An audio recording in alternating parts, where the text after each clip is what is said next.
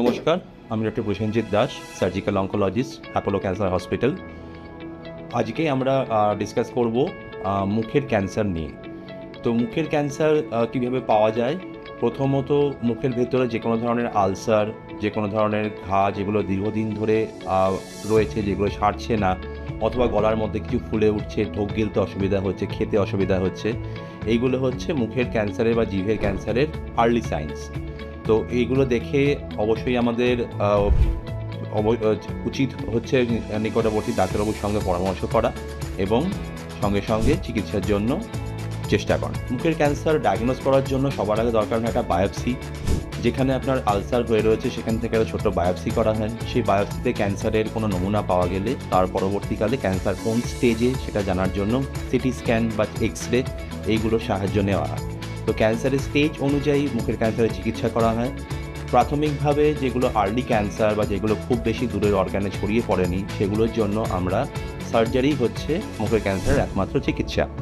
তো সেক্ষেত্রে আমরা যেখানে মুখের যে অংশে ক্যান্সার ধরা পড়েছে, ধরুন জিভ, ধরুন মুখের গালের যে বিভিন্ন অংশ, গলার কাছের অংশ, সেই সমস্ত জায়গায় সার্জারি করে সেই পুরো অংশটাকে বাদ দিয়ে দেওয়া হয় এবং সেখানটাকে রিকনস্ট্রাক্ট করা হয়। রিকনস্ট্রাক্ট করার জন্য দেহের অন্যান্য জায়গার পেশি বা চামড়া নিয়ে সেগুলোকে রিকনস্ট্রাকশন করা হয়।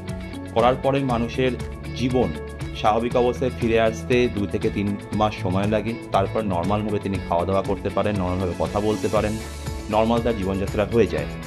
সেগুলোর জন্য নিয়মিত এক্সারসাইজ করতে হয়। নিয়মিত ব্যায়াম করার ফলে সারা জীবনের প্রতি কোয়ালিটি অফ লাইফ একই রকম থাকে। কী ধরনের অপারেশন করা হয় মুখের ক্যান্সারের জন্য?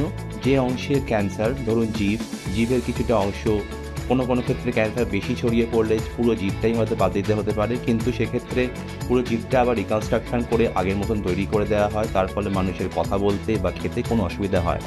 কোনো রোগীর গালের বিভিন্ন অংশে ক্যান্সার ধরা পড়ে, মুখের পেছন দিকে ক্যান্সার ধরা পড়ে। সেই সমস্ত জায়গায় মুখের যে হাড়, চোয়ালের যে হাড়, সেটাকেও বাদ দিতে হয়। কিন্তু আমরা সেই চোয়ালের হাড়ও তৈরি করতে পারি। প্লাস্টিক সার্জনরা পায়ের হাড় থেকে নিয়ে বা হাতের হাড় থেকে নিয়ে সেইগুলো মুখের বিভিন্ন অংশের হাড় তৈরি করে সেগুলোকেও রিকনস্ট্রাক্ট করতে পারেন। তার ফলে মানুষের স্বাভাবিক জীবনযাত্রার মধ্যে কোনো রকমের কোনো অসুবিধা হয় না এবং তিনি নিয়মিত এক্সারসাইজের মাধ্যমে খাওয়া দাওয়া, কথা বলা, সমস্ত কিছু স্বাভাবিকভাবে নরমালভাবে করতে পারেন। যদি আপনার এর মধ্যে কোনো ধরনের কোনো সমস্যা হয়, তাহলে নিম্নলিখিত নাম্বারে যোগাযোগ করুন।